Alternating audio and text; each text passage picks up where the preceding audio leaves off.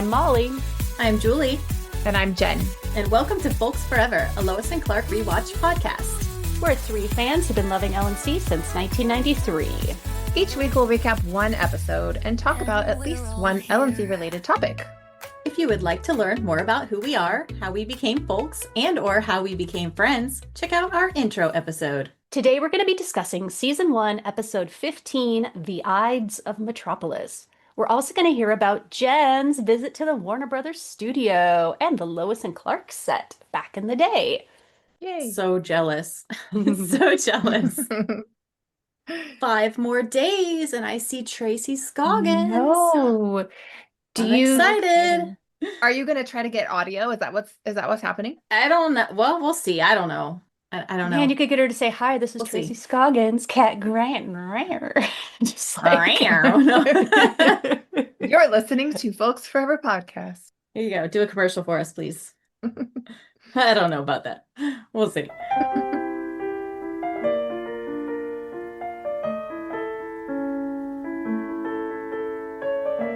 The Ides of Metropolis first aired on February 6, 1994. Less than a week after this episode aired, the 1994 Winter Olympics began. That was the year they were in Lillehammer, Norway. But I also wanted to talk about some new TV shows that made their debut in early 1994, including 3 that have connections to Lois and Clark. 2 of them were talk shows. One was Lisa with Lisa Gibbons, whose show would run until the year 2000, and she appeared as herself, basically, in the 4th season episode, Lord of the Flies. And she did that weird interview with Lord Nor that we've all forgotten about. Another show was Mike and Maddie, which ran from 1994 to 1996. I loved that show. Michael Berger and Maddie Monfort co-hosted that morning show for ABC.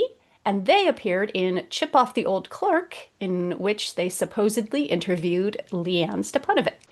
And finally, in the UK, the short-lived The Unpleasant World of Penn and Teller made its debut. That, of course, starring Darren Romick from Illusions of Grandeur, Penn Jillette. Just a few other shows that premiered around the same time: Blue Healers in Australia, The Critic, Die Wache in Germany, and All Quiet on the Preston Front in the UK.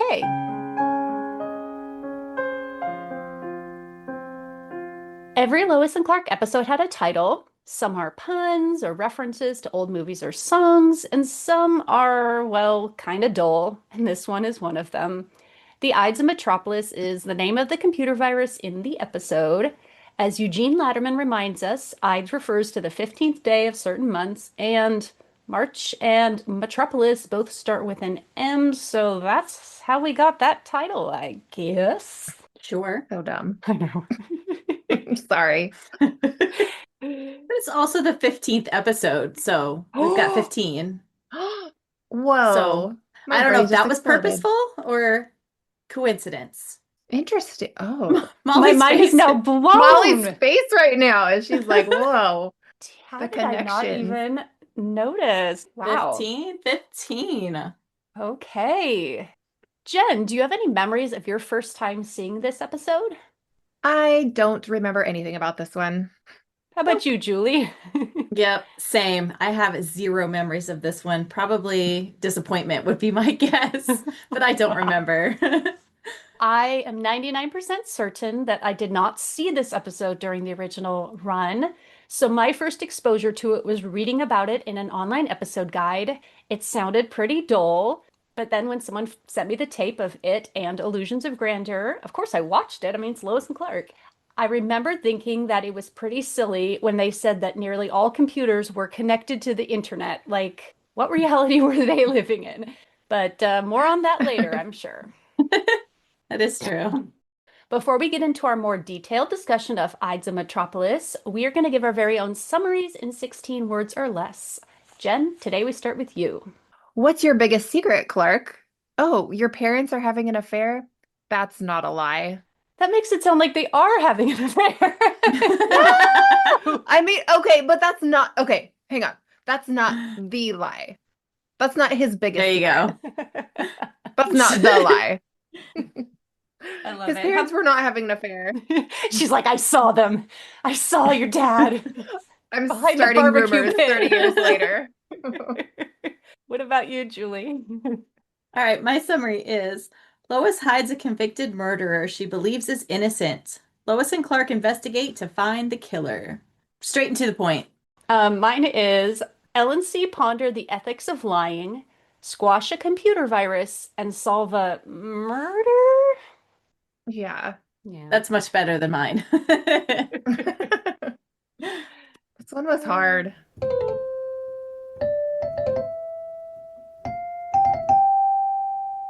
Our guest stars this week, we have Melanie Mayron. She played Detective Betty Reed. She is a director and actress, and she has a lot of different directing credits to her name, including Jane the Virgin. And she also acted in shows like 30 something. Paul Gleason played Henry Harrison. He is best known for The Breakfast Club, Not Another Teen Movie, Arthur and Van Wilder. Tony J played Nigel St. John. We love you, Tony J. Richard Gant played Judge R. Cobb. He was in The Wonder Years, Bean, which was a movie about Mr. Bean, General Hospital, Deadwood, and The Mindy Project. Todd Sussman played Eugene. He was in Blast from the Past, Coneheads, Beverly Hills Cop 2. Myrna Niles played Miss Bird, best known for Crazy Love, 5 episodes of The Bold and the Beautiful, and a lot of one-time appearances on various shows like Norm, Ally McBeal, 8 Simple Rules, etc. And was also in Lois and Clark twice. She comes back in season 2, episode 20, Individual Responsibility, as older women. I did never knew that And was her. Oh my gosh. I can totally picture her yeah, though. Yeah. right? Wow. And Jennifer Savage played Lena Harrison. She's best known for Evolution, Clifford, Saint Elsewhere, and Jag. I did see something that I thought was kind of interesting on one of the guys who was a guest star that you didn't mention. I get why, because he's very small. He was the technician in the courtroom who was kind of looking at like the alarm system or whatever. His name is Lee Mathis. What I found on him, I thought was kind of interesting. He had recently run an ad in Variety magazine begging for work because his health insurance was running out and he needed $3,500 by the end of the year to maintain that health insurance. And I thought it was interesting because this episode ran or was shot right at the very end of December. So this was probably, he probably got this job based on them seeing that because apparently he got a bunch of little tiny bit parts at the end of the year and was able to keep his insurance. Aw. Hey, Apparently, he made his deadline by 3 days and $44 to spare. dang. Man, actor's life, this can be tough. Before we get into our regularly scheduled recap, we wanted to do a little something different in this episode. The Ides of Metropolis has an A plot that's a bit complicated. Information is revealed over the course of the episode in little bits and pieces. Truths, lies, biases, misdirects, and there's plenty of it to be had. So, to hopefully uncomplicate things, we have for you a quick, simple, straightforward overview of this episode's A plot. Here it goes. We have our bad guys, Henry Harrison, a computer genius who worked for Lex Luthor before forming his own software company, and Henry's wife, Lena Harrison. At the beginning of the episode, we're supposed to think that Henry is dead, murdered, and that Lena is a grieving widow, but it turns out neither is true. We also have Eugene Latterman, another computer genius who worked for Henry Harrison and was in love with Lena. Lena was supposedly also in love with Eugene, but it was an act. Lena had told Eugene that her husband was abusive towards her and that she wanted out of the marriage. It was, in fact, just a ruse. Some months back, Eugene caught Henry working on a computer virus called the Ides of Metropolis and confronted him.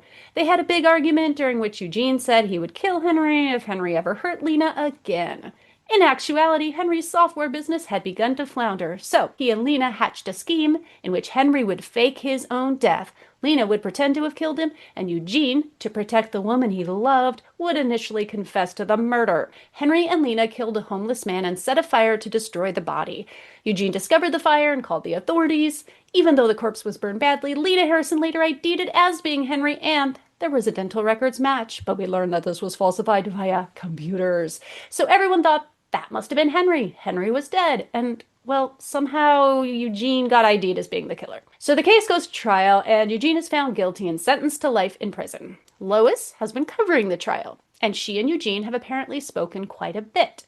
Lois believes Eugene to be innocent, and he is, but how can he prove it? As our episode begins, Eugene is just being sentenced. Henry Harrison is not dead. He is in hiding, and Lena Harrison is pretending to grieve. All good? Bored to your tears yet? Oh my gosh, let's get into the actual episode now.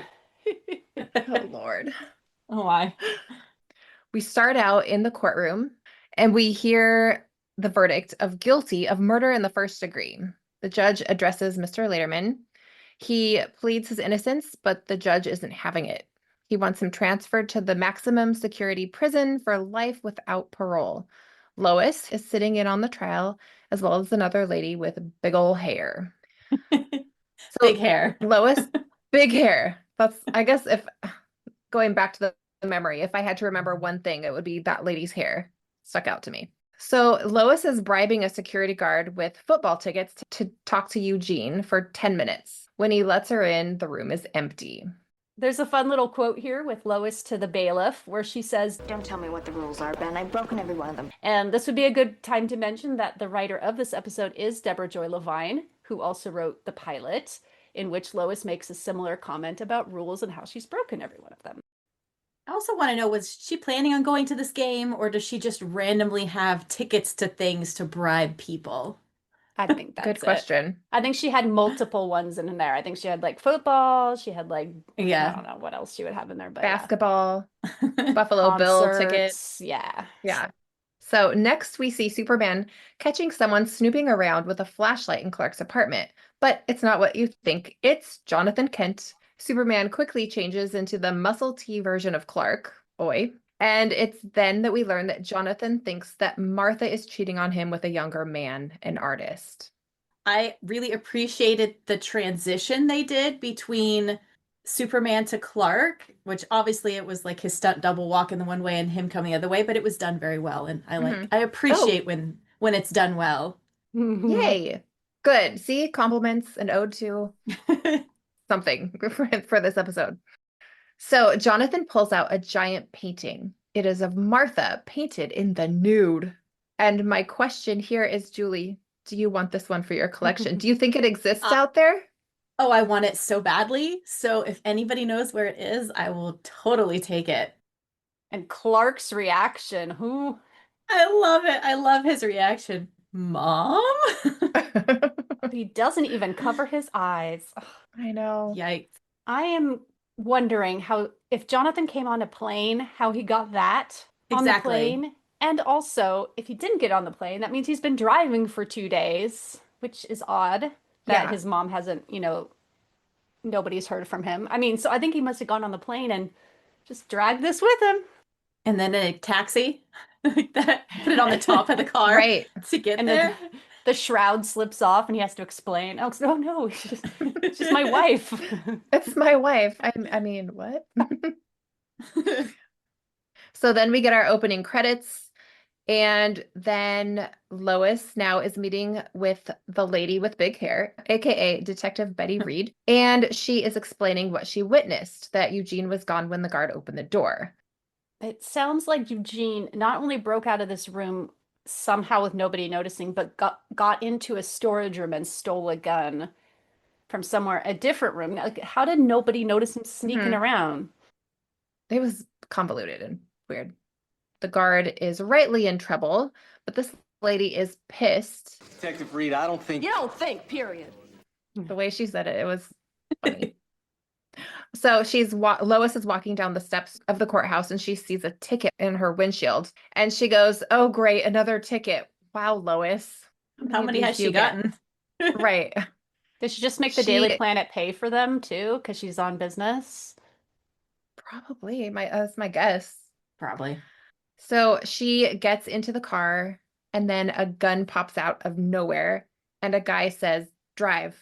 And it's, guess who? Eugene. She pulls into an alley and she tries to talk some sense into him. And she is way calm. Like, I'm sorry, I'd never be this calm. I don't care who it is. If they have a No. gun, I am not calm. But their discussion is very smooth and rational, and you can sense the trust between the two. He hands over the gun and admits that he never would have done anything, and he explains that she's the only one who can help. All the evidence is circumstantial, and he wants to see Lena. So my question is, Lois took the gun. Now her fingerprints are all over the stolen gun. What happens to this gun? We don't hear about this gun again, right? Does she throw it in the Yeah. river? Like what? Yeah. What happens to it? Maybe there's a really good hiding place at the Daily Planet that nobody would think to look. Maybe. I'm like, Yeah, good because job. they Fingerprints bust everywhere in now. and they do a search of the apartment Yeah. later. So you would think that that would be uncovered, and then she would get into trouble. So, Plot hole in this episode? No. in this Never. show, what?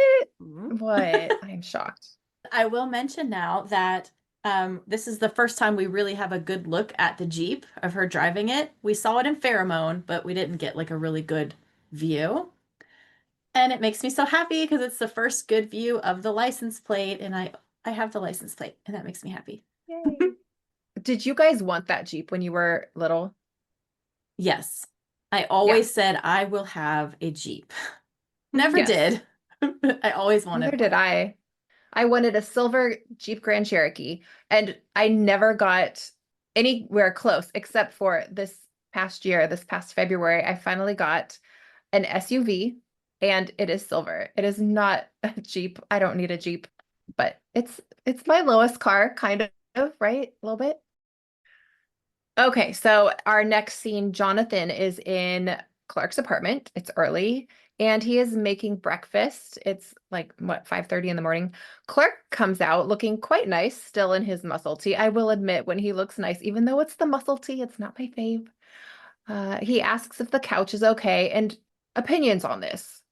Why can't Clark, who is invulnerable, give his poor old dad the bed?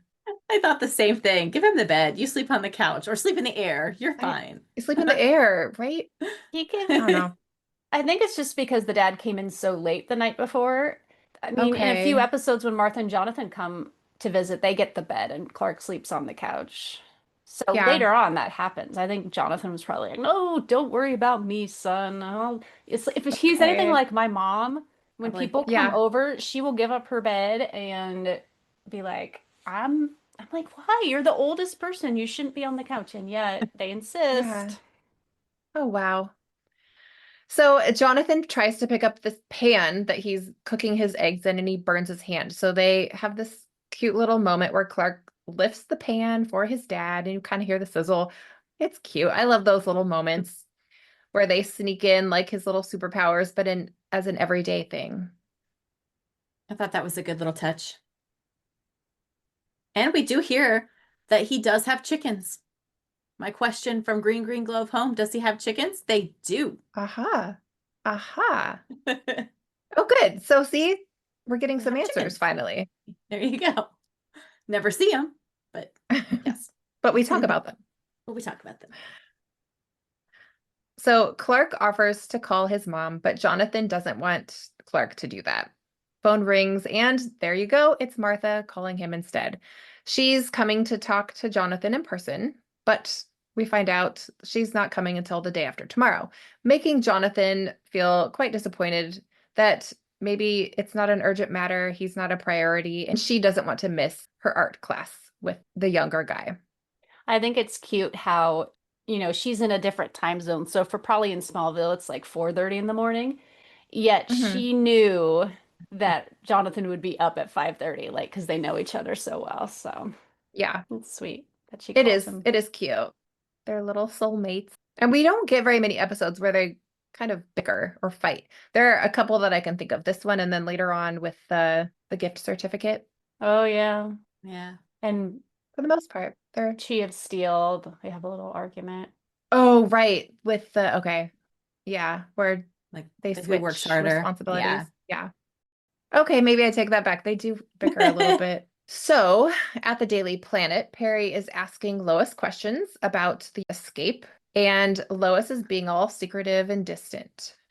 She explains that she believes Eugene's innocent, And Clark, Jimmy, and Perry are all pointing to all this evidence that would lead her to believe that he is guilty, including that he was having an affair.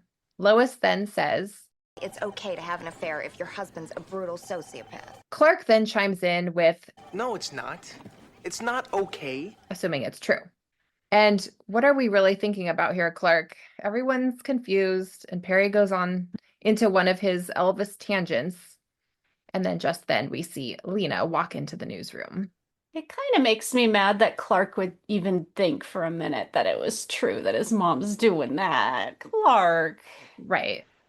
The fact that he doesn't give her the benefit of the doubt. I mean, A little giant bit, nude yeah. painting might be clouding his judgment, but Right. It's a seed of doubt, and maybe he's hurt. He hasn't fully processed it in a rational way yet. yeah, Even and though as he we'll is- learn going down the road for sure, just because he's been around the world and met all kinds of people and everything, he's not great at romantic relationships.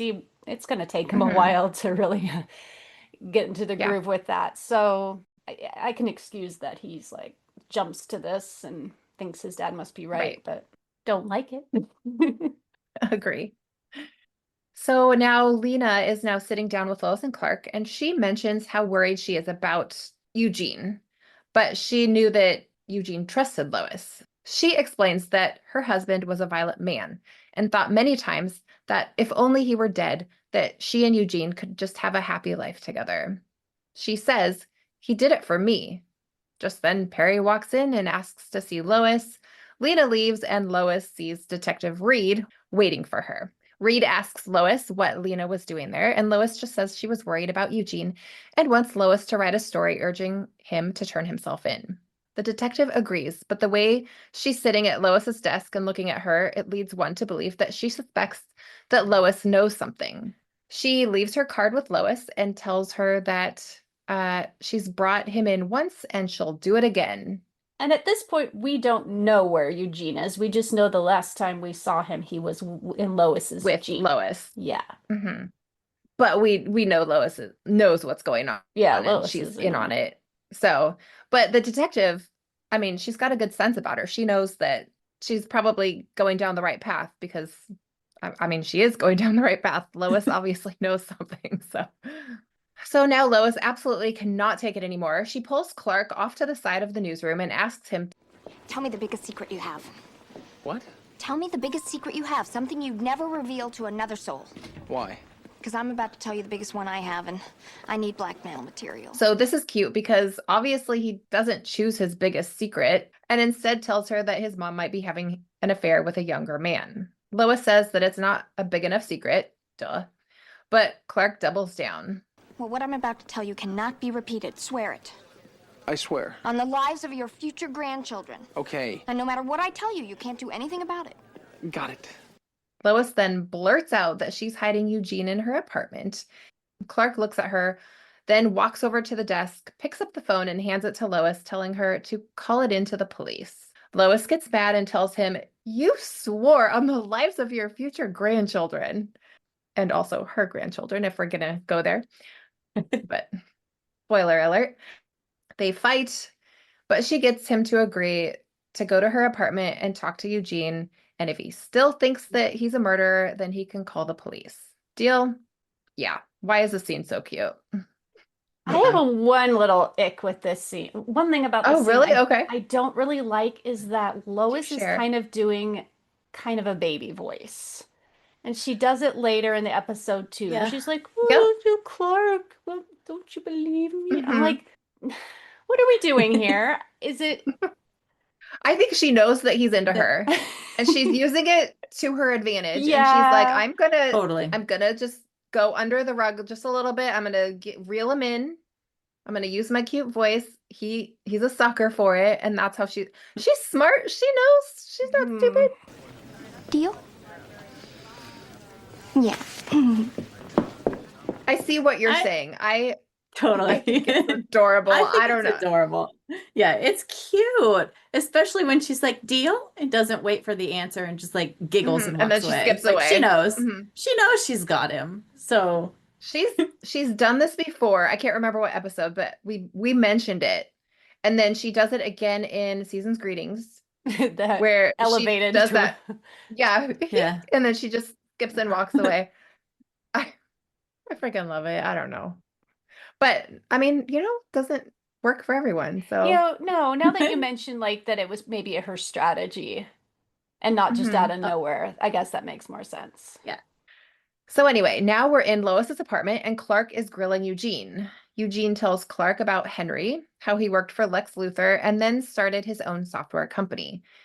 He was a loose cannon. He developed a program called the Ides of Metropolis and then freaked out when Eugene found it. Clark admits that he saw Lena, and then Lois goes to make some coffee and Clark follows her out of the room. He hands her the receiver of her red phone and tells her to call. Basically, like, you're wrong. I'm right. You just need to call this into the police. Lois wins the argument yet again. Clark hangs up and Eugene walks in and asks to confirm that Lena said that Eugene killed Henry. Lois and Clark both say yes, and Eugene says, Lena's right about one thing. I did do it for her. You killed Harrison? No.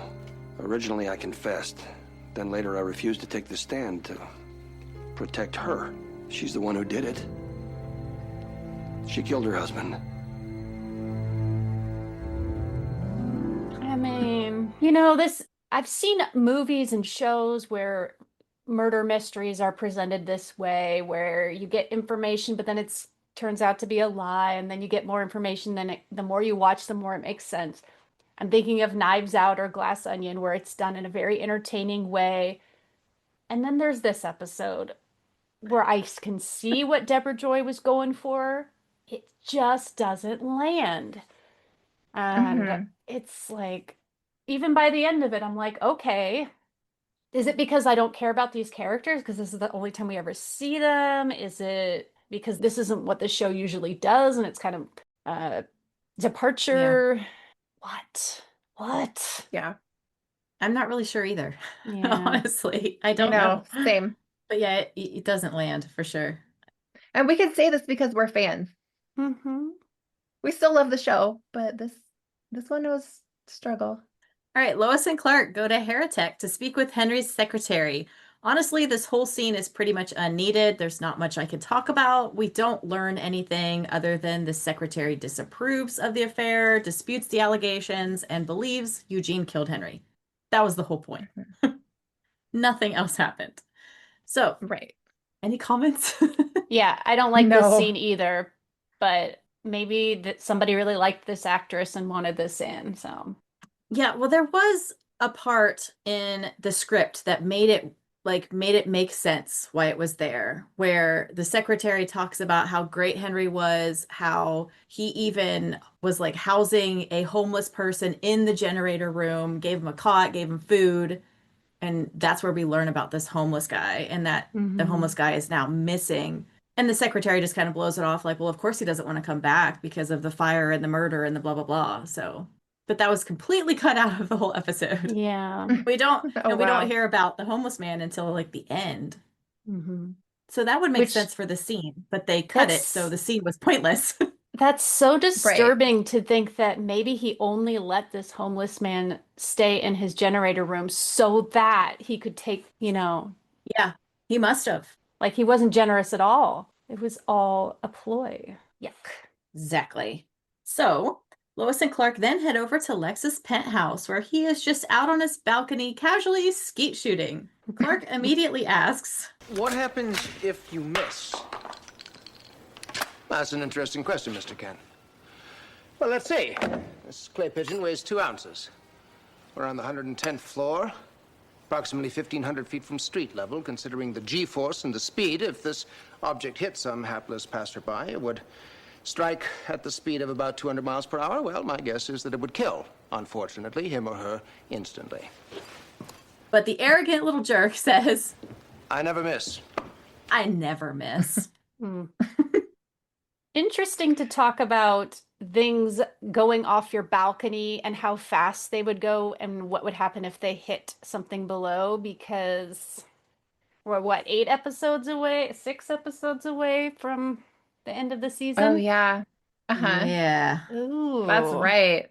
Yuck. And Deborah Joy wrote those or co-wrote those 2 episodes as well. So I'm guessing she She knew. did, huh? Hmm. Can I just mention Lex's vest Mhm. that he was wearing? Yes. So it's an interesting choice. I don't know where the wardrobe department was going with this. I don't know if typically when you do this activity, you have like an outfit. I don't know. But one side of the vest is green, one side is brown. There is a button-up shirt underneath and a tie, and it is weird. It's And that's my commentary for that. the shirt will hold like shotgun shells in it in like the front, but he doesn't have any in his front pockets. So I thought that was kind of weird too. But he also has to look fancy, so he has to wear his tie. Okay. Well, the color situation where Yeah. one side's one and I don't quite The understand patch. that. Maybe I don't know. Just It was a look, and Nigel had one as well. That was interesting. yes, he did too. Both of their outfits were quite different. One thing I noticed watching it this time, which I guess I've just never paid attention to before, was that when Lois and Clark come in, Lex greets Lois with like little cheek kiss on the side. Yeah. Mm-hmm. And, we haven't gotten a whole lot with their relationship since Pheromone My Lovely, besides her mentioning in the last episode that Lex is handsome, just out of nowhere. And now this little kiss, and boy, we're getting close. We're getting close. And sometimes it feels like when they're starting to date, or when we see them starting to date, I think in Fly Hard, it came out of kind of nowhere. But if you pay It's very attention, there's these rushed. little signs Yeah. along the way. Yeah. Right. Yeah. I know it does feel like they went from 0 to 60 pretty fast, but I think as a kid never picked up on these little hints that they were giving us. I just thought that's just how you greet people.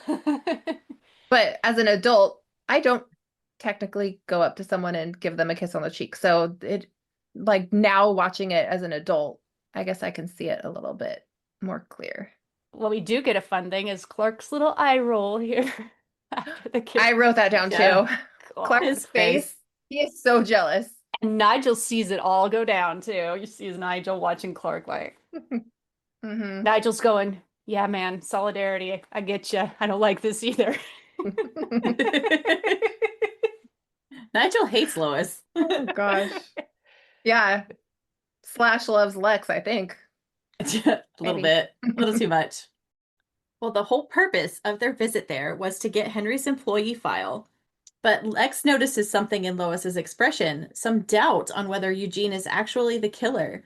She admits as much, and that was enough for Lex to tell Nigel to have their security check into their computer systems. Little suspicion. So back at the Daily Planet, we find out that Jimmy followed Lena to the Lexor Hotel, where he filmed her meeting a lover who we don't yet know is Henry, her husband. They are convinced Lena isn't quite as innocent as she seems. And a slight nod to Jimmy's tendency to be horny. He's panning the video camera down on some random woman's legs. Jimmy. Uh-huh. And Lois goes, I like how they Jimmy. call him out though. Mm. Yeah. Jimmy. That's funny. I like those That's- little moments of just humor. Yeah. He's just being real. In his response. I got distracted. So now, Jonathan and Clark enter a gym, which is definitely not Menken's gym. This looks more like a hotel gym or something. This was clearly Jonathan's idea because Clark feels he's doing this for the wrong reasons, and Martha loves him just the way he is. A woman trainer approaches, wanting to show them around. Clark blows her off, but Jonathan, ever the flirt, and a little bit wanting some attention, says that he could use a few pointers, so they walk off together as Clark looks on. I love his face here too. He has great facial expressions. Clark? Yes. Or, oh, okay. Clark's face like, Dad? Come on. This is not why we're here. Some time passes because Jonathan is now all sweaty. Clark goes to show him how to use is it the bench press? What is that called? Anybody know what that's called? Some equipment? I don't know. The weight I bench? don't do that stuff. Who knows? Yeah, I don't know. I don't know either. Wait, yeah. The weight bench. I have no Sure. idea. Okay. It's like an arm thing. It's, Wait.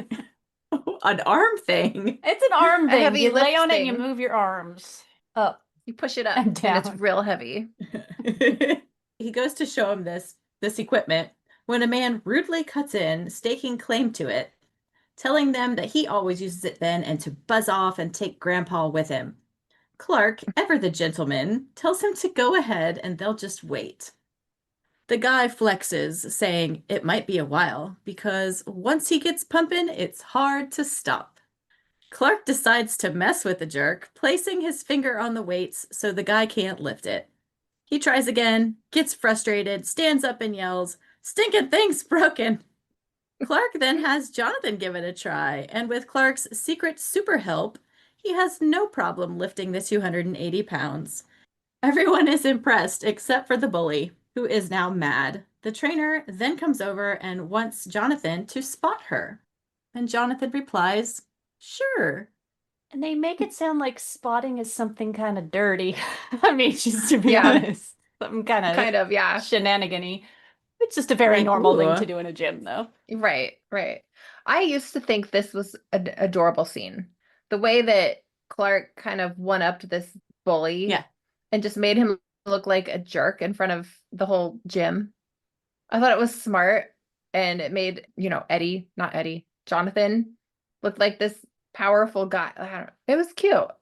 I still love it. I like watching that scene. I was gonna say That's you a used to, scene but you that don't makes now. up for the You other still one. do. I Yeah. still do. Yeah, I think it's cute. I agree. I always thought it was a cute scene. I could have done without the purple thong though. Yeah. Yeah, that woman doesn't feel like she's in 1994. She feels like she's a few years Mm. prior with her. She's in the Four, yeah. 80s. Yeah, Yeah. She's in the 80s. I think it's interesting. I don't think that it didn't sound like Clark was a member of that gym particularly, but he does see he knows his way around a gym, and I think it's kind of cute that like he does go to gyms, which you probably, I don't know how much working out the man needs to do. Or does he sometimes join a gym where he lives just to cover up the how are you so, muscular kind of thing? The way he also goes to an optometrist, we learn next season, somehow and gets a prescription. He does these Right. like mundane human things. Does he really go to the optometrist, or is it just a ruse? Because like if they were to look into his eyes, would they see what would they see? Metal? Steel? They don't have to look Metal. into his. Yeah, I don't know. You can go to the optometrist where they don't do it too careful examination, where they just have you look through the thing, and he could just be like, "Oh, this is whatever." I mean, I wouldn't. I don't I'm reading know. it wrong. Yeah. I wonder if he I just mean, gets he could his just get his glasses there he and just not get his actually glasses get it. there, get the frames, and then put fake glass in them.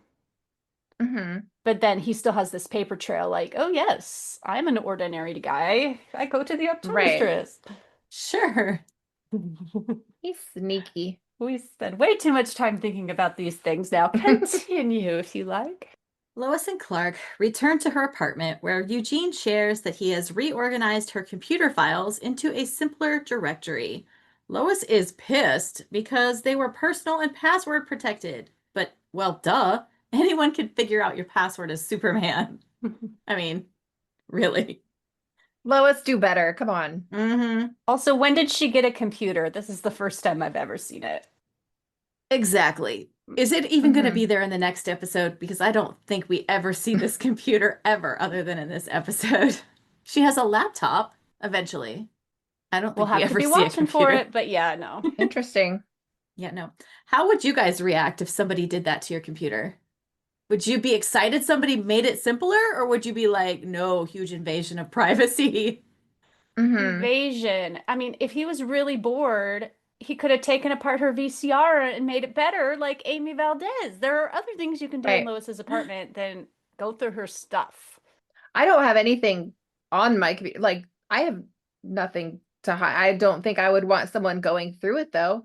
I think I would be worried about someone hacking like Parker's Facebook, where I've developed this following and stuff, and the memories are on there. I think that's where I would draw the line of, okay, this is not yours to touch. But I don't This have is not anything to cool. hide on my computer. Yeah. I don't know. I think I'd be kind of happy Depends on which part of my computer, I guess, you're messing with. Organize my photos, Yeah. please, because it's a disaster.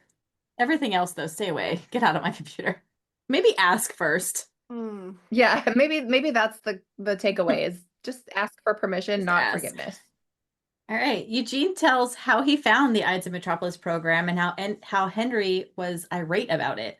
Just then, there's a knock at the door. Clark X-rays and stupidly says, "It's Reed." And Lois is going, "How do you know?" Well, that was a police kind of knock. What? Come on. A police kind of knock. Yeah. In a panic, Clark and Eugene go hide, and Lois gets the door. Detective Reed has a search warrant and they search, but find no one. Clark and Eugene are outside on the ledge. Well, let me rephrase. Eugene is on a ledge and Clark is kind of hovering next to him, holding him up against the building. Lois informs Reed of her theory that Lena is the murderer, but there is one problem. Lena has an alibi. So, my question, how are they outside with the window locked? How did the window get locked after they went outside? Is there another window they went out of? Yeah. That confused me. Clark tapped the glass a certain way and made the lock go click. If it was one of those downward. Yeah, it was one of going those locks. Oh, side. Yeah. good gravy. Logistics. Yeah, because the guy going around checking the windows and everything, he checks it and it's locked. And I was like, but wait, how? I'm confused. How did it get locked? Do not know, but I do like the fact that Clark does that. It's very sweet. Hiding Eugene to save Lois's butt. And Eugene's too. Having to use his superpowers in order to do it. Do you think that Eugene wouldn't have noticed that the ledge, like his feet probably wouldn't have been, I mean, if you stop and think about it, he would have to figure out this. There's no way that they could fit two people back to back on this tiny ledge. I don't know. It was supposed to be really dark. And he's probably like, and terrified. He's not going to be looking down.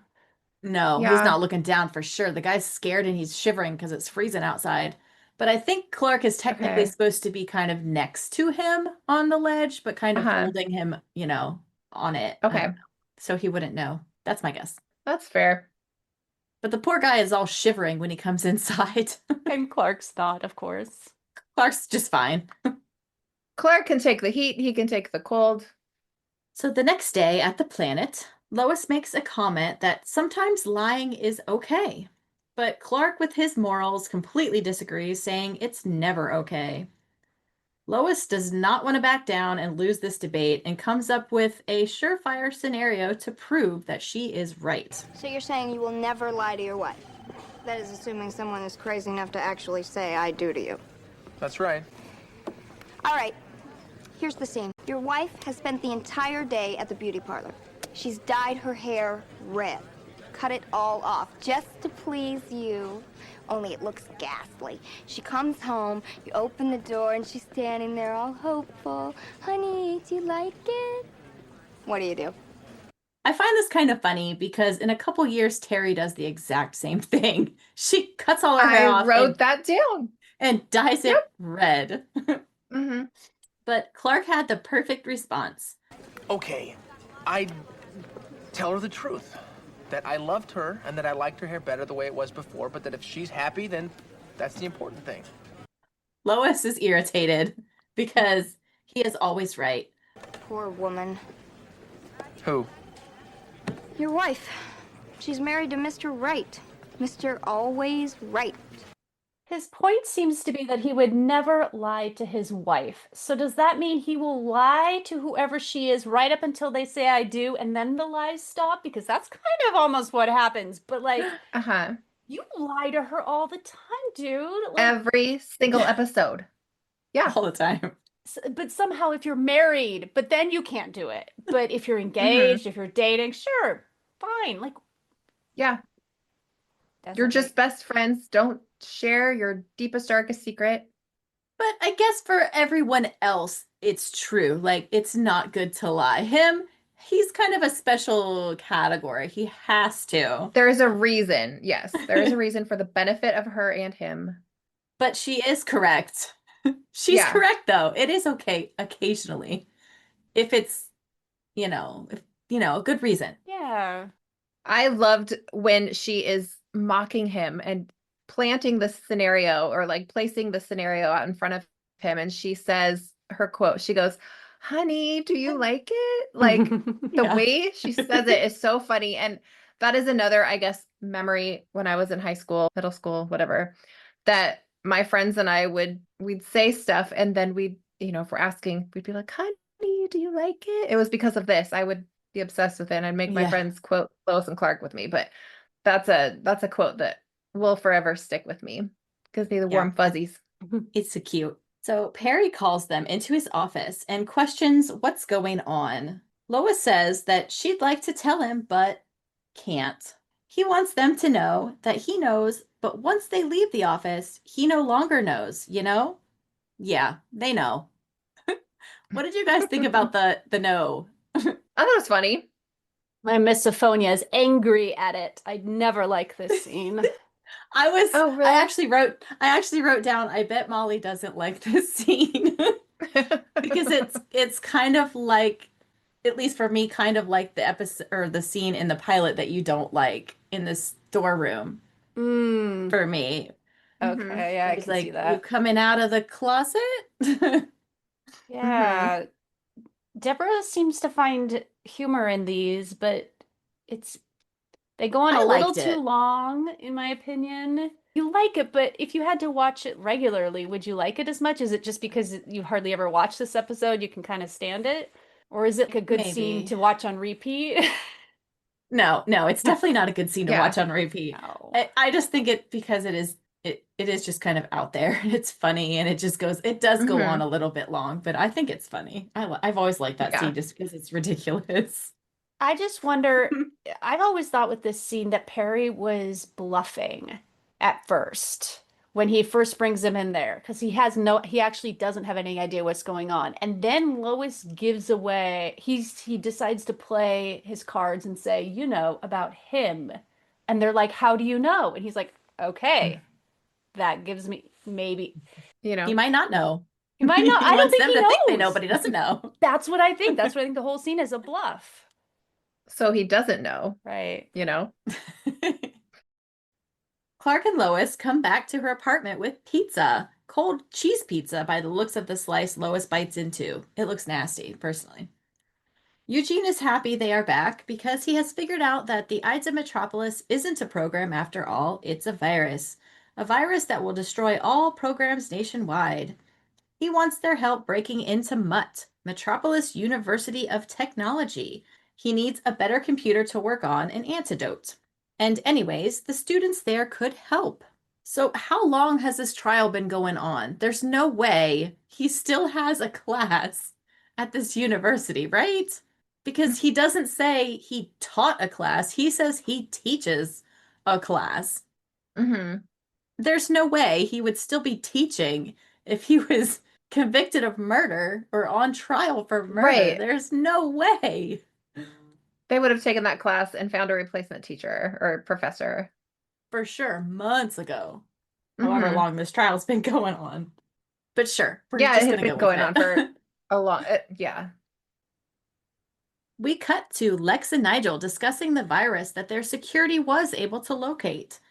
Lex says that it is the ultimate in terrorism because everyone is a slave to the system, including himself. What would it be like, a world without Luther technologies, no Luther industries, no Luther communications? Could I weather it, Nigel? It might be for the best. I could get back to nature, buy a pair of hiking boots, get in my car, a car without a driver, and drive as far as I could before I fell off the edge of the world. Could I? Would I? I think not. Yes. Quite right. Could we? Do you think? What do you think would happen? I think absolute pandemonium if there was no technology in this world. I wouldn't have money. Like, you'd have Right. nothing. Yeah. But sometimes it would be so much less stressful. I kind of wish that I didn't have a phone. I kind of wish I didn't have technology sometimes.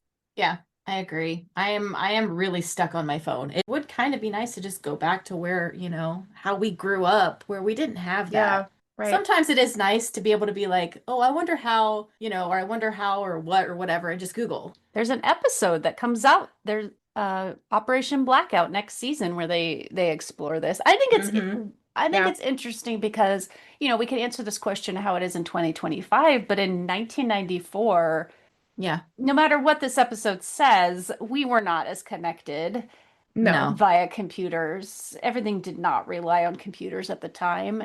Yeah. Yeah, but Yeah, we would have been okay. it's It would have food for been, thought. yeah. Would have been more okay then if everything went Mhm. kaput than we are now, for sure. Right. Half of us would just be like, oh, a computer virus is on, unplug my modem and I'm fine. Fine. Yeah, exactly. Exactly. My MS Paint is safe. Back at Clark's apartment, Clark opens his front door and it's his mom. Martha asks where Jonathan is, and Clark explains that Dad went to the store, but he should be back soon. Martha wants to know if Jonathan is all right. Clark says yeah, but that he's not, and proceeds to ask his mother if it's true that she's having an affair. Martha sighs and sits Clark down and begins to explain to him. Explain what? We'll never know, because just then in comes Jonathan. Clark, I found the peonies. Your mother always loved peonies. Peonies. Are those for me? There's no one else. For me either, Jonathan. So, Martha is not having an affair. She did have 2 cups of coffee with her art teacher at Maisie's. Throwback to Maisie's. But that's Nice it. continuity. And she basically tells Jonathan, look, I'm getting older, but that doesn't mean I have to slow down. It's okay for me to have new friends and new interests. Jonathan says, all right, but he just hopes he can keep up. Martha tells him he doesn't have to. She just wants him to support her. Just be there for me. Like I know you always will. I love how it's such a quick resolution here. Just a simple, like, there's no one else? No. Like, maybe you could have had this conversation before flying all the way to Metropolis. I wrote the exact thing. I wrote good convo, but why did it have to happen in Metropolis? Same thing, same question. I mean, it sounds like, yeah, they had a fight back in Smallville where I think Jonathan just got so frustrated that he left. And she Yeah. was like, I'm gonna let him cool off. He can go cry to Clark. Yeah. But yeah, she gave him time to cool off. And I think by the time she arrived, he was, buying her peonies He's and better. Definitely Missing was her. Trying missing to win her back. and no longer really thought for sure that this was true. And as something Clark will do in future episodes, go off and pout for a while until he comes to his senses. So, like father, like son, anyway. Oh gosh.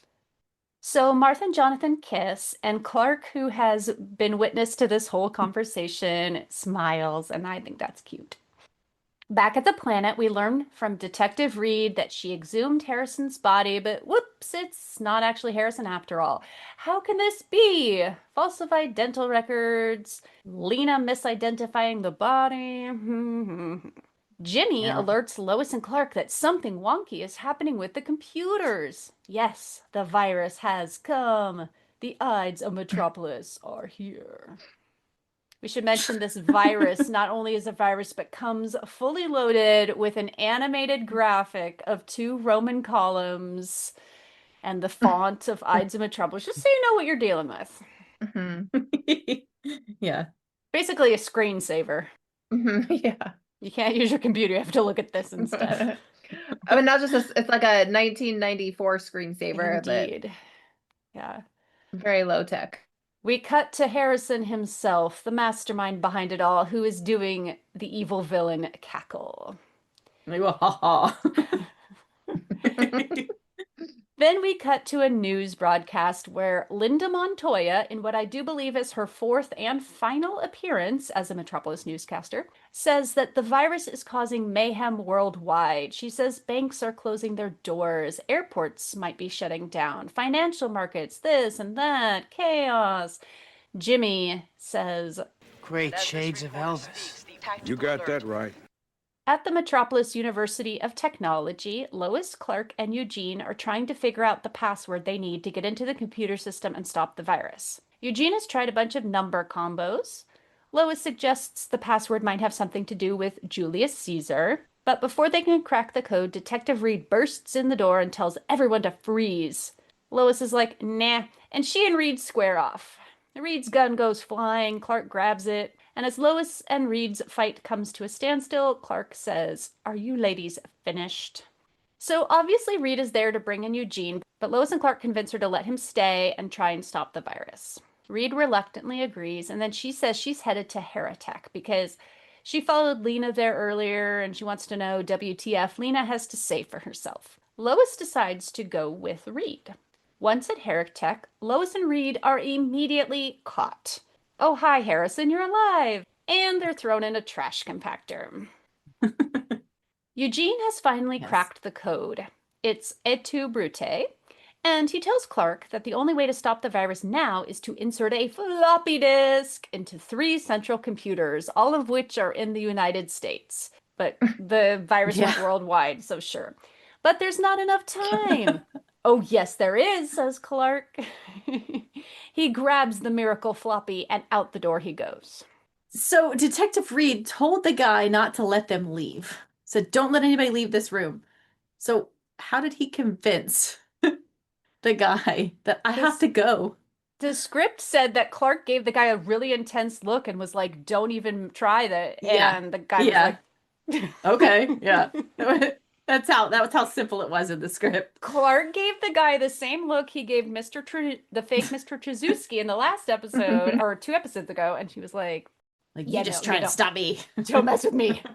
Oh. Okay. Maybe that's just the superpower we don't know about. If he glares at you hard enough, he might just melt all your resolve. Maybe. I like the floppy disk. No kid is going to know what that is either if they watch this. No. They'll be like, what is that? Exactly. Lois and Detective Reed are sitting in the trash compactor and kind of talking, and their conversation here kind of reminds me of Lois and Clark's convo when they're in the hangar and the pilot, because at first, Lois and Reed are arguing about whose fault it is that they're there. Did you call for backup? No, you didn't call for anyone. And then after they bicker for a bit, they kind of start having a friendlier conversation. And Reed comments on Lois's hair. Lois compliments Reed's nails. They talk about how hard it is to be a woman in their careers. Bonding in a crisis. We cut to Superman flying across the country. He even passes the St. Louis Arch. He manages to bring the disc to 2 of the 3 stations thus far. And back at Heretek, oh no, the trash compactor has come to life and the walls are closing in. Can we talk about this trope? This trope is so prevalent in media that it has a name. It is called The Walls Are Closing In. Oh, yeah. By the time Makes I sense. saw it on this show, I had already seen it. I was like, oh my gosh, they're doing this? Probably Have you guys seen Star Wars? most famous for Star There you go. Wars, definitely. But even when I saw Star Wars for the first time, I remember thinking, this has been done before. It's already seen it before Star Wars. Yeah. Well, I looked up the trope, and there's also an episode of The Adventures of Superman where this happens, and I had to read it because it was so funny. There's an episode in which Superman, Lois, and Jimmy are trapped in a concrete bunker with Superman out of commission due to a kryptonite ray. Then the walls start closing in. Luckily, there happened to be a discussion of hypnotism earlier in the episode. Superman hypnotizes Lois, which somehow makes him able to levitate her. Her body stops the walls, and Jimmy is able to climb up to the top and redirect the kryptonite ray. What? So Okay. at least our show doesn't go to that length of wildness. That's We have to look bonkers. this up now. That's hilarious. That episode. I know. I kind of want to see it. I do love how when the walls are closing in, Detective Reed do you hear her, like, right as it stops? She's complaining about she broke a nail. Yeah. And it gets me every single time. Her I just think it's $1.98 hilarious. nails. Like, yeah, her $1.98 nails that she's so proud of. Like, it's the one thing that Lois can compliment her on. And yeah, then forget about being squished to death. Like, oh, she broke a nail. But just as the women are about to be pancaked, the power blips out. We're assuming it's because Superman has inserted the final disc and caused like a power surge. Yes, he has inserted the final disc. The world is saved. Computer owners of the world, fear not. You can now resume playing Minesweeper and Solitaire. Lois and Reed escape from the trash compactor and manage to grab Reed's gun, which is just laying about, and she and Lois subdue Henry and Lena. Then it's back at Lex's penthouse, where Lex is still talking about computer viruses. And as he takes a skate shot, he misses. He and Nigel both look over the side of the balcony, and Lex says, Nigel, call The lawyers. the lawyers. Yes, right away, sir. Yikes. He never misses, except when he does. except when something's on his mind. Back at the planet, Lois has written the story about Eugene and his innocence, and Perry congratulates her. And Clark says to Lois, go ahead, I'm waiting. For what? The morality play. The "you should have trusted me and my infallible reporter's instinct" lecture. Clark, you don't need me to remind you of your shortcomings. Would have thought by now they'd be obvious. Come on. I'm starving and you're buying. And just in case you did miss the moral to the story, thank you. You should trust what's in people's hearts, not just the facts, ma'am. Ah. You know, I have a funny feeling that you didn't tell me your biggest secret. Well, just to put your little mind at ease, Lois, you're right.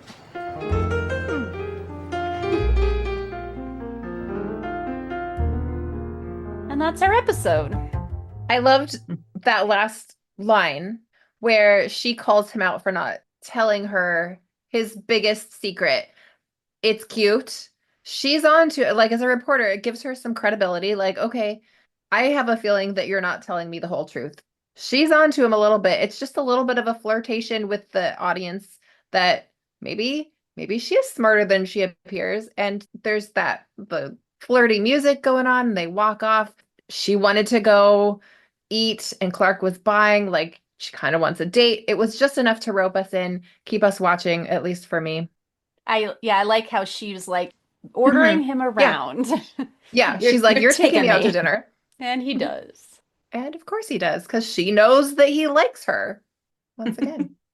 But she didn't say in a baby voice. Right, Molly? Yeah, Not maybe this it time. I love how she is now super comfortable with him helping her put on her coat. I know this seems like a very simple thing, but before she was always, brushing him off or like, no, I can do it myself. Like, but she's kind of given up a little bit of that control and expects him to help with her coat now, which I always think is cute. And they link arms a lot now when they're walking, and I'm like, oh Yeah, they did that in That's cute. Witness. That's cute. Do you have some more on some scenes from the script, Julie? There was an explanation at the end of this episode about the painting. There was a scene with Martha and Jonathan showing up at the planet, which I thought was kind of cute. They bring up the painting. Clark says, are you going to leave it in the barn? You're not going to hang it in the house, are you?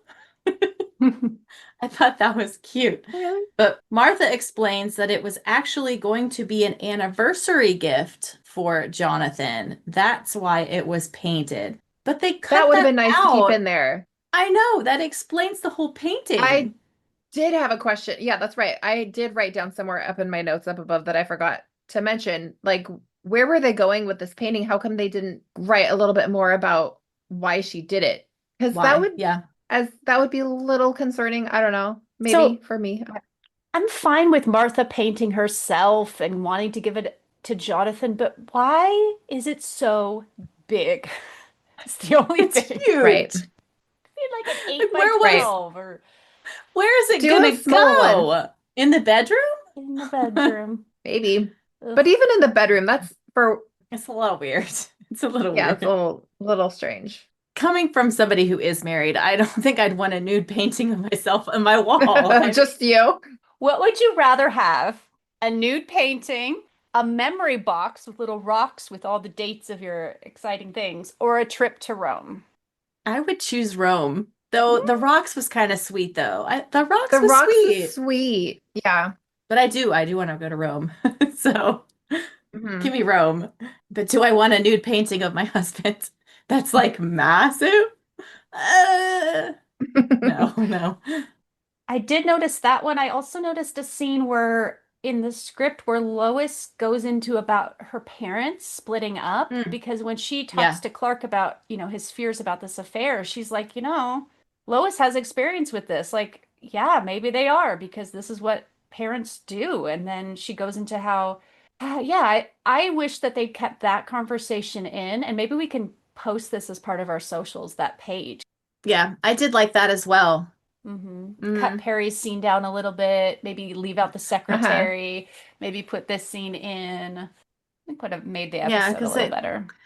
kind of explained a little of how she was feeling and where she's come from and like that she's a child of divorce you know, and then they cut it and I was like, "Oh, that was a good scene." And Jimmy called her Mad Dog. Oh, she I'm like, really? "Oh, there's Mad Dog in there Really? again." Oh, interesting. But nope, alas, it is not in the episode. A couple of things about Deborah Joy Levine and her other episodes that she wrote and how they may tie into this one. She wrote the pilot. She wrote I'm Looking Through You. Deborah Joy used the last name Latterman in the pilot. Commander Jack Latterman was the guy on the spaceship who dies in the explosion. In the script, there is one spot where they're talking about Eugene Latterman and the name Jack is in there. His name is Yes. Jack. And I don't know if that was a Hmm. typo because she was remembering the name Jack Latterman or if she wanted to name another character Jack Latterman and they were like, Deborah, move away Oh, from that wow. name. Because she also Yeah. had Henry Harrison in this episode. In I'm Looking Through You that she wrote, she had Henry Barnes. It's not wrong to reuse names, or names get reused in real Right. life. We've had two Amy's on this show already, but Yeah. also you can come up with something new to Yeah, I did Yeah. notice that Jack was on there once in the script, and I was like, is that a mistake or did they change the name and forgot to change it right here in the script? Jack. Hmm. And what is it with Huh. her and the name Latterman? I have questions. But what I do appreciate from this script and in I'm Looking Through You is that she's really the only one, I believe, that so far has done episodes where Lois and Clark encounter other couples and have sort of discussions about being a couple. In I'm Looking Through You, there's the whole thing about Alan and his wife, drifting apart, and then Lois and Clark kind of help to fix all that. And then in here we have sort of a couple thing going on with Lena and Eugene, although it turns out to be pretty one-sided. But then also the Martha Jonathan stuff that comes in, and I do appreciate that Deborah puts those things in here for Lois and Clark to be compared against or to learn something from. I don't know. Oh, so yeah, so two things from the pilot, like the rules quote and the scene in the trash compactor being similar to the scene in the hangar. Those were the two things I noticed. One other thing, and this is actually something that was brought up in All Shook Up when we were talking about, well, I did the acronym of the week. That week was EPRAD, and we mentioned that in season one they didn't use NASA. And they did bring NASA in later on, but one of our Instagram followers and listeners, Tommy Soul, brought up a really good point in one of his comments, and I asked if we could use it, and he said yes. And so his comment on that episode was on EPRAD versus NASA situation. I always figured early on they were leaning into more that this was, Lois and Clark, of course, being a more heightened version of our world, but not really our world at all.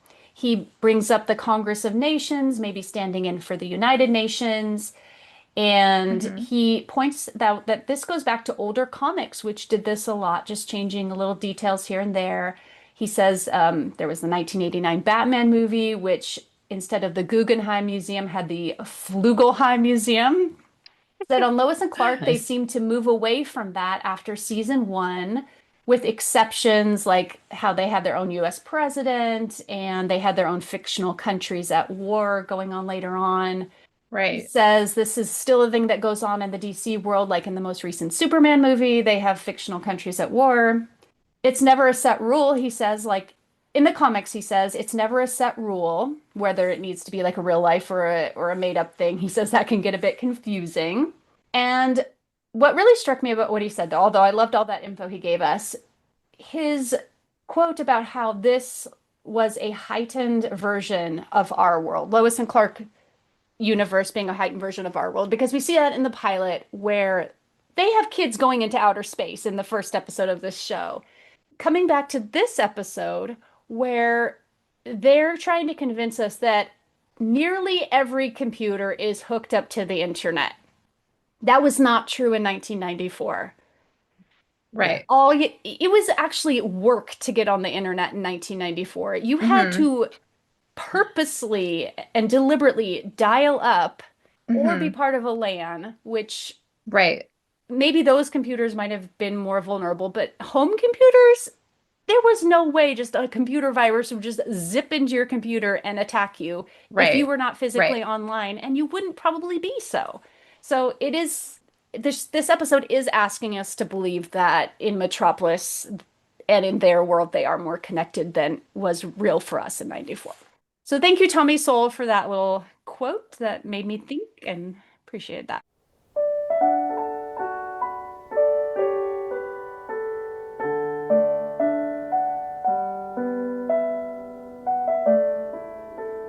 All right, our acronym of the week this week is LL. What does LL stand for? Lois Lane, of course. Lex Luthor, sure. That's why they have the license plates. LL is used quite a bit on this show. Can you think of some other characters with the initials LL that appeared on Lois and Clark? Lucy Lane, Lana Lang, Lucy Lane, Lucky Leon, Lucky Lucky Oh, Leon. good. Yeah, Lucky Leon. Lex Luthor Jr., Lex Jr. and his accomplice. Leslie Luckabee. And never forget Longlegs Lulu, who met her unfortunate demise. Julie, were there any goofs or bloopers in this episode? You know, I didn't notice a whole lot, strangely enough. Maybe because I wasn't paying attention. Who knows? But I did. I did At least notice. she's honest. I'll be honest. I did notice one thing that bothered my husband. He commented actually was that when Lex was loading his shotgun, he was loading 2 shotgun shells. He would shoot 1 clay pigeon, discard the shotgun shells, and load 2 more. Like, why load 2, shoot once, release both of them, wasting the second one, and then reload again? Wait, yeah. When you're a billionaire, who cares? Yeah. But why load 2?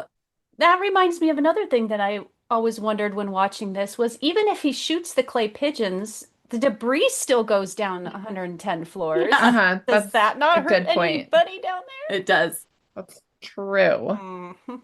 Must not. Nope. It just disintegrates. Another one that always bothers me is how large he is when he's flying through the St. Louis Arch. He would not be Oh, yeah. that big.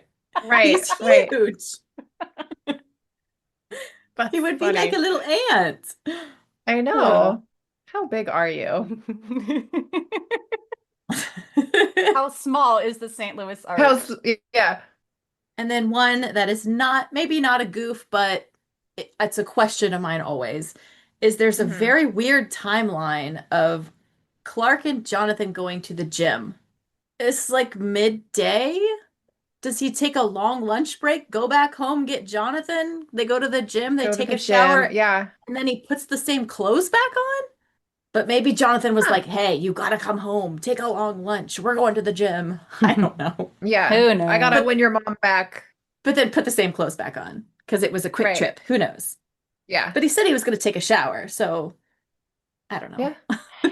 It's not a goof, but it's not a goof, It is but it's a weird timeline and a lot of going back and forth. They were driving all over that day. Yeah. Did you All guys right. notice anything else? No. I tend to Yeah. see bloopers more in episodes that I watch frequently. Yeah, me too. This not being This is one of not them. this is not one that I rewatch. Yeah. No. I guess the only one I noticed was that when and this is very much a thing that goes along with the trope of the walls closing in anyway, so it's not necessarily a blooper, but you do see the walls close this far, and then when they cut back, they're this far, and then they're this far. But Yeah. that's what that trope Yeah. does, so it's fine. Hmm. Yeah, that's true. Jen, were there any friendly, fluffy, furry, or scaly animals in this episode? Well, I'm going to present this one to Julie because I somehow missed this. Julie, were there any animals in this one? What? How did I miss There this? were. You could see Lois's little angelfish in the background in her absolutely filthy fish tank. Clean your tank, Lois. That is Wow. my comment. Clean your tank. It is gross. That's what Eugene should have been doing with his free Yeah. time. Exactly. Okay, well, I stand corrected. I was going to say 0 because I honestly I didn't see anything. But I don't technically I don't often look for fish. So, okay, there we go. There were fish.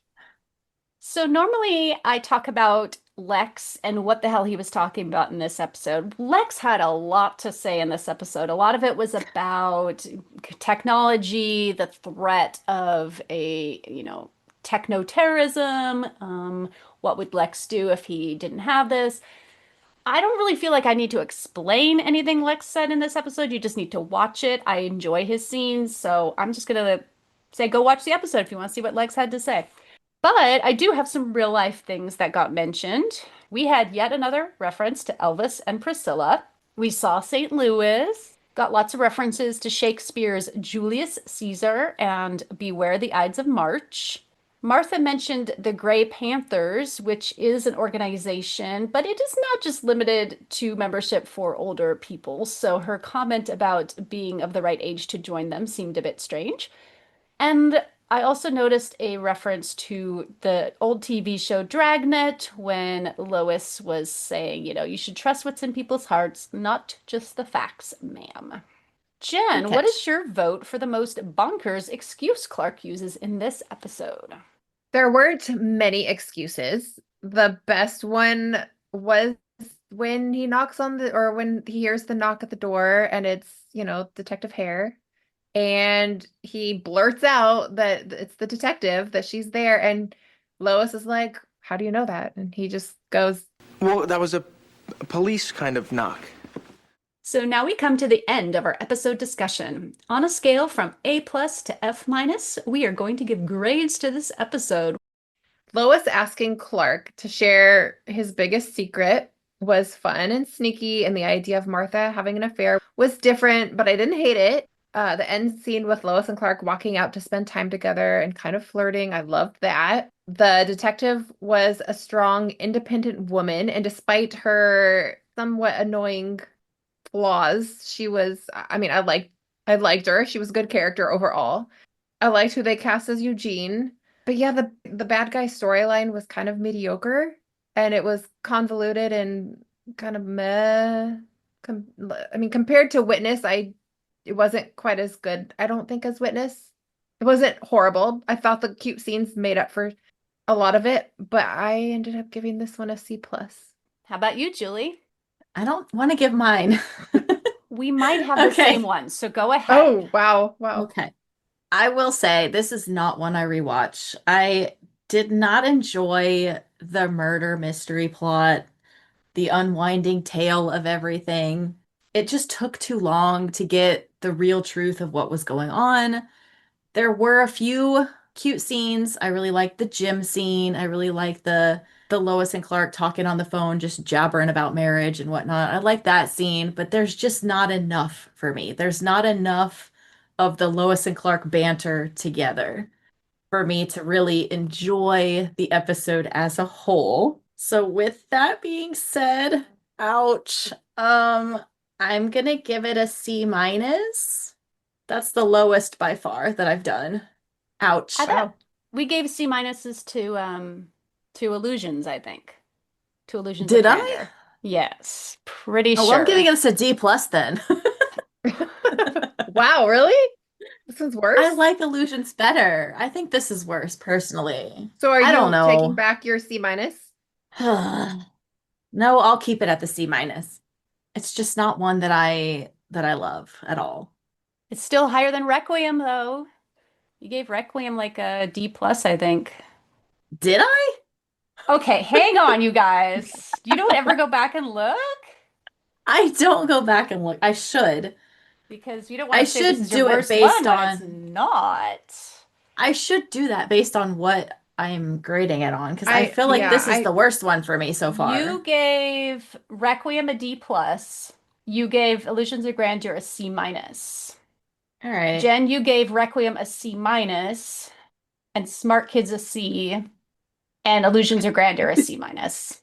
I stand by. I think this one's better than Illusions, and 100% more than Requiem. Like so much better. Hate Requiem. Yeah, I'm gonna stay with my C minus then because I do. Yeah, I think Requiem is under this one just by a little bit, just by a little, not by much. Yeah. What about you, Molly? So, overall, this episode is rather dull and convoluted, but there are a few things in it that make me think it's rather important to season one as a whole. So, it does have some merit, like the references to the pilot and the foreshadowing of what's to come with Lex. But it's kind of like when you go to a work meeting and someone afterwards remarks, this could have been an email. That's where Ides of Metropolis is. It could have been an email. Yeah. Nothing about the computer virus plot does anything for me. Lois harboring a fugitive, it's mid-level LNC stuff. We'll see it again. The best parts about this episode for me are the ones with Lex, and even they're not particularly memorable. Martha and Jonathan get a lot of screen time, which is great, but their plot, could it have been anything else than an affair? Martha, really? Jimmy and Perry don't get a lot to work with here, and Kat is completely absent. But like I said, I do appreciate the little things Deborah Joy Levine was trying to do here. And I feel like this episode pairs nicely with our next one, The Foundling, in which we go further into the debate about Lois and Clark lying and keeping secrets from each other. Ultimately, I appreciate that Clark listens to Lois in this episode and despite misgivings, believes her and helps her. So for me also, this was a tough one, but I'm giving it a D plus. There's just enough to keep it from being a total fail, but it's one of my least favorite episodes of the season. Interesting. Yeah. Yeah, Wow. agree. Okay. I was scared to Yeah. give it a D plus. Aw. No, you know what? It's okay. Like you have to have the hard ones to appreciate the good. Don't go anywhere because today we have a special report from Jen on her trip to Lois and Clark's set, Warner Brothers Studio, way back in the day. I have my journal, which if you guys are okay with reading a 15-year-old write, I'll read That's it to adorable. Do it. I So cute. I visited the Warner Brothers Studios twice during the run of the show. I went on August 1st, 1995 was the initial time that I went to visit. And then I went later on in the summer of 1996. So I was going to start by just reading my journal. I remember sitting in my hotel room with my parents that night and writing it out in this purple pen. And then or starting in black, and then I ran out of ink, so I started using purple. But let me read it to you. 8/1/1995. This entry by far is practically the most exciting one ever. Well, let me start off first by saying it is our summer vacation and we are in LA. Well, also Burbank. We came here and decided to go on an NBC tour.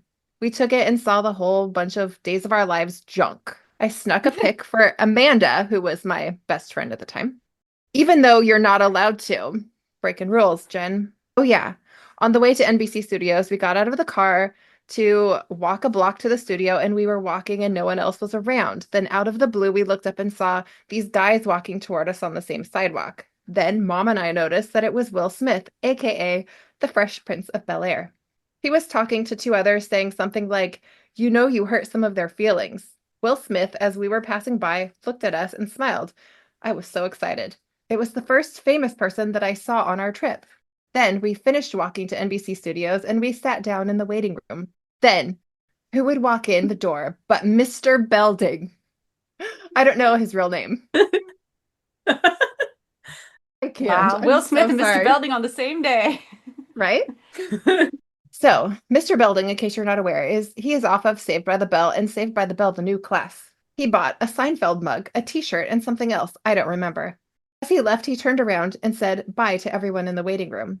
Or it was, I don't know why I called it the waiting room. It was the store, but also I guess the waiting room. I don't know. That was exciting too. I'm not to the most exciting part yet. That will take a while to get to that part. ... And will take a long time to write because I don't want to forget a thing.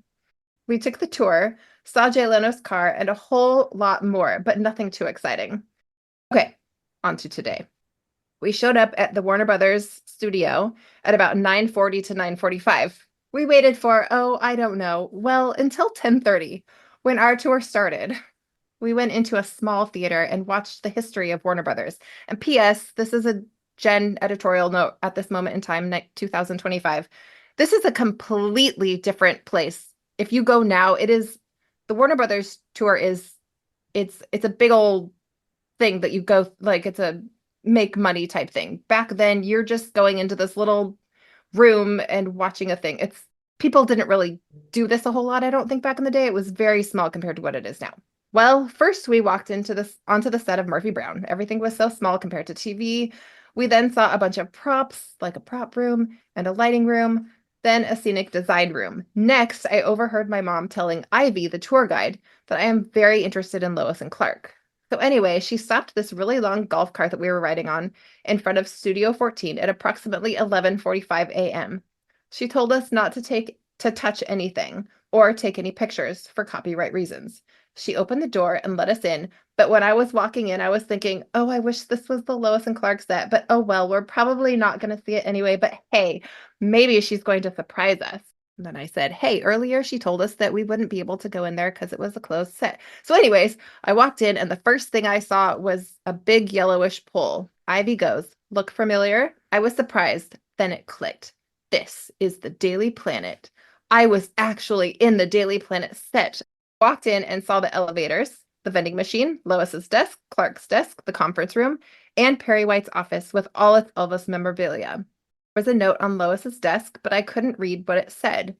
On Clark's desk, there were a whole bunch of pictures, especially of a lady with short brown hair. Ivy said that it could be part of a future episode. I worked it out, and it came up to about the third episode of the third season. There were a couple of keys missing on Clark's computer. I was in heaven for the 6 or 7 minutes that we were in there. The elevators don't really work, but I already knew that. She said, Ivy, that Lois and Clark is filmed 6 out of the 7 days, and they only get about 8 minutes of film each day. Whoa, what a long day. But it's worth it. It makes me happy. I actually walked on the teal floor. I am so excited. Lois and Clark's desks are actually pretty close. When I was in there, everything looked the same yet different. I mean, I was looking at it from a way different perspective. On TV, you only get to see it from one point at a time, but I could just turn around and everything fit together. My dad tried to get me to walk a little closer to Perry's office in the conference room, but I was so shocked I couldn't move or hardly talk. Oh gosh, it was the best 5 minutes of my entire life. I actually got to walk on the set of my favorite TV show where my favorite actors and actresses work. Wow, I am still in shock. Hey, it was almost 12 hours ago. When I walked out, I was in a state of 1/4 depression. Like, no, don't take me out of there. I'll never see it again. Let me get back and have one last look. Please, I belong in there, not out here. You are adorable. It's true. Good Lord. No, I didn't say it, but I was also like, oh my God. I was in the Daily Planet. The Daily Planet. I was in the Daily Planet. I walked where Dean and Terry and Justin and Lane walk every day. Too bad no one was there filming. Or wait, no, then I wouldn't have been able to go in there. I back in the cart and we left Studio 14 at around 11:53. I heard the tour guide talking, but I wasn't comprehending what she was saying. I was too busy thinking of what had just happened. Anyways, we went to a forested sandy place and a lake, and Ivy said that sometimes Lois and Clark film there. Cool. Then we went on the New York street, and they are always using that on Lois and Clark. We took a few pictures there because Ivy said it was okay. Then we drove down a street and saw the outside of the Daily Planet. there is now a subway entrance in the front of it. I took about 6 pictures of it. God, it was so fun. When it was over, nothing really sunk in until we were at a shopping mall about half an hour later. I was in the elevator and boom, I went lightheaded and I felt like I was in a dream. My knees got shaky and weak for the next 2 or 3 hours. I was like that. I'm still in shock, but I'm much better. I wish it would all happen over again. I loved it. What an exciting day. I love my life. I love Lois and Clark. Better fly for now, Jen.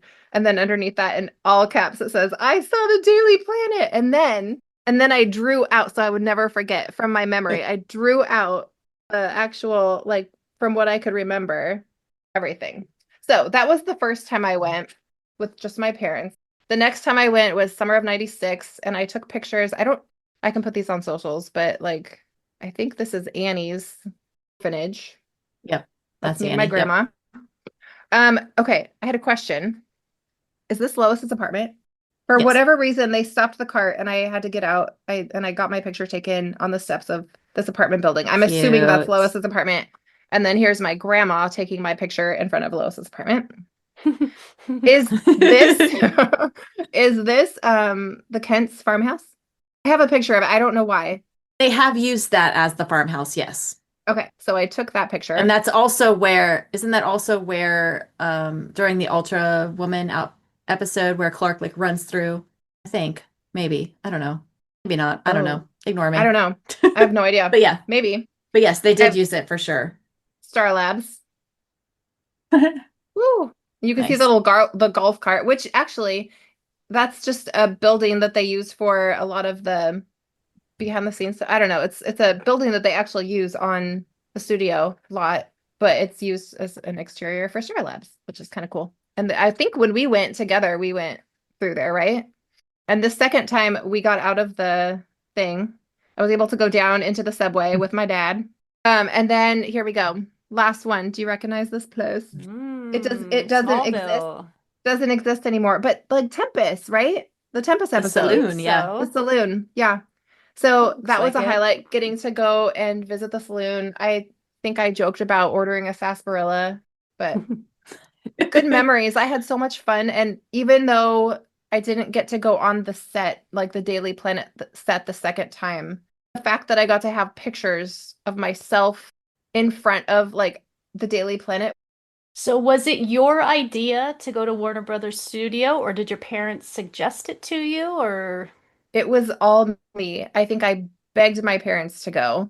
They would not have, my family, their idea of a vacation is going to like a train station. My dad loves trains. So we would go to train stations. We would go to gardens or museums and stuff like that.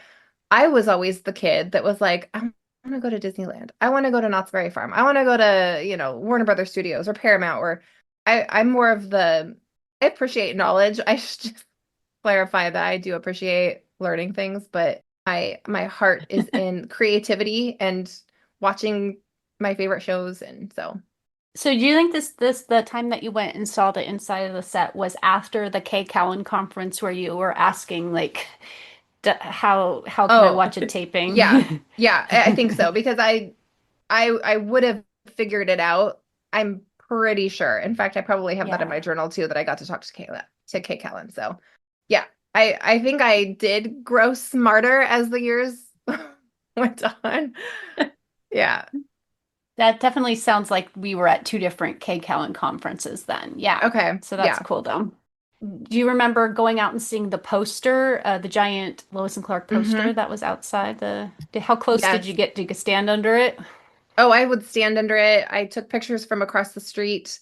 If you went to, was it Universal Studios, you could actually look down and see Warner Brothers through their, what are they called? Binoculars. Yeah. Binoculars.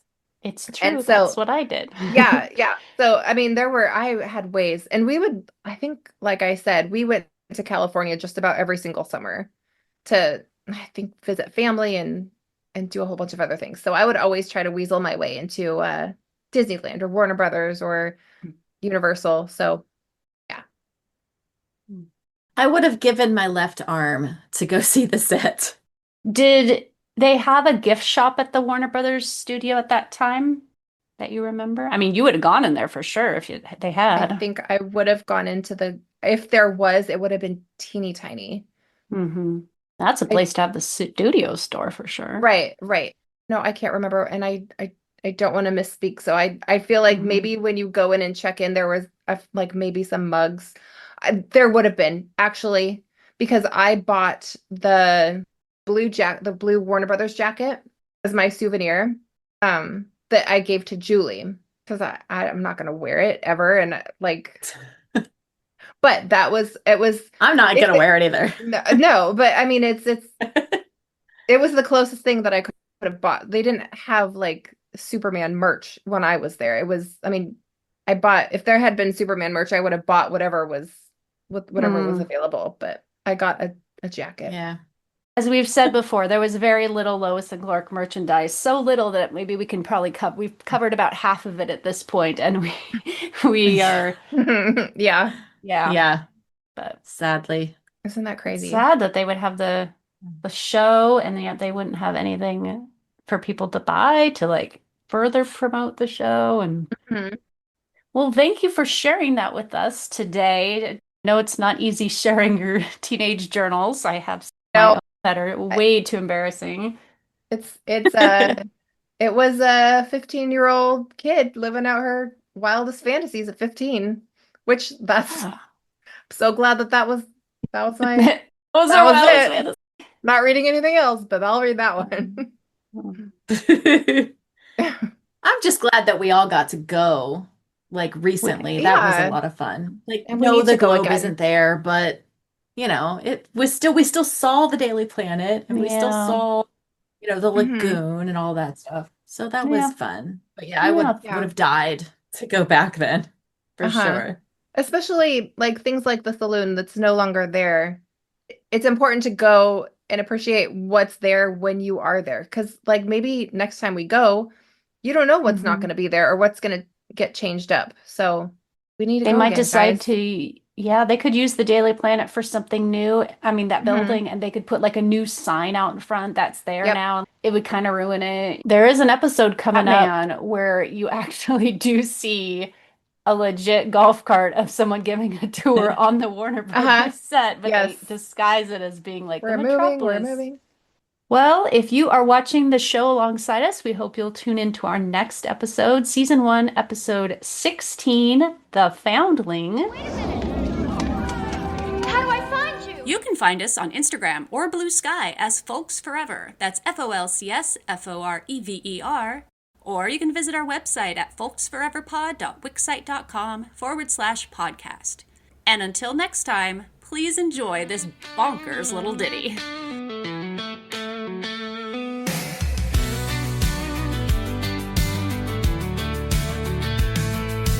Dad walked in with a canvas bowl, a picture of Mom, nothing to hold.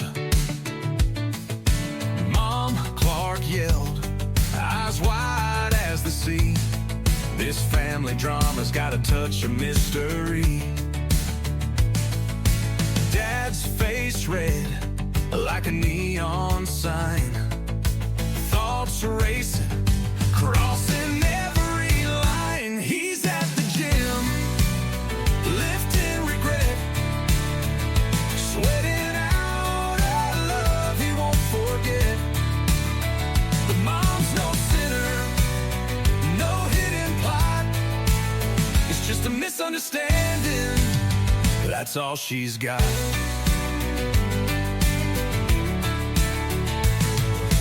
Paint, stroke, swirl, the truth still raw. Dad's convinced he saw what he saw. He's buying flowers, he's chasing youth. But Mom just laughs, you miss the truth. Art's not love, and love's not doubt. He's feeling dumb, but it's all worked out. No cheating hearts, no secret sin, just a masterpiece that he's not in. He's at the gym,